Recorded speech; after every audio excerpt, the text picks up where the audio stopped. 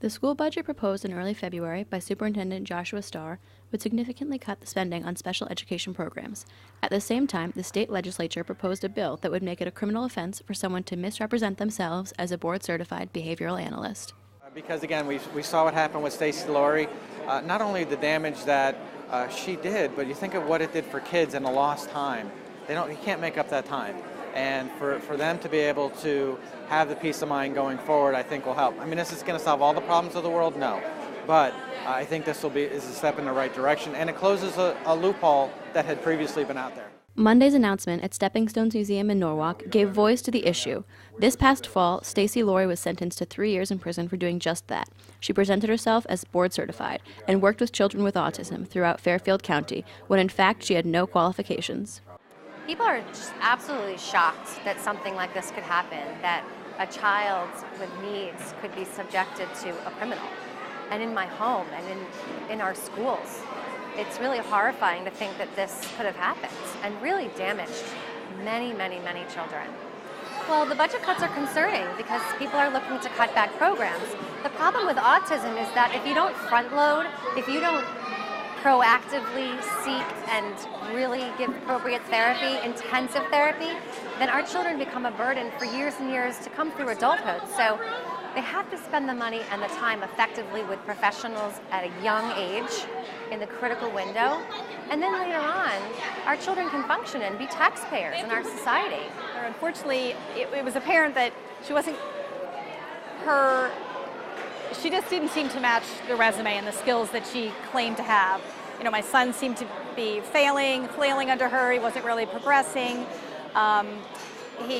She wasn't updating his program books. Things just really weren't going well. And so another parent and I decided to look into her credentials, and we discovered that she had fabricated her entire resume and claimed to be a PhD, and in reality was a GED. There are several parents out there whom have been through coming across and who are not able to talk English fluently, because of which they're not able to fight for their children. And I've been seeing many people around. And this time it has happened to us, all three of us were able to talk and fight for our children. But there are so many out there whose plates are full with taking care of the children and cannot fight for the children, as everything else depends on English.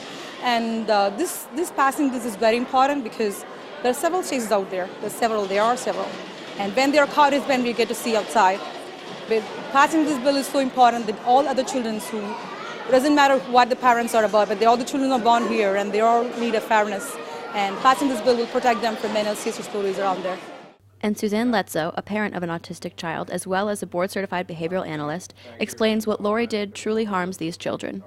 In terms of the outcomes for kids, as one of the parents said, bad intervention can be far worse than no intervention, because our children are prone to very idiosyncratic learning, and our children with autism are prone to idiosyncratic learning, and when they learn something and practice it a lot, they get better at what they practice, like we all do. So if they're practicing maladaptive behavior, it may take us far longer to undo the damage that was done than it did to cause it in the first place.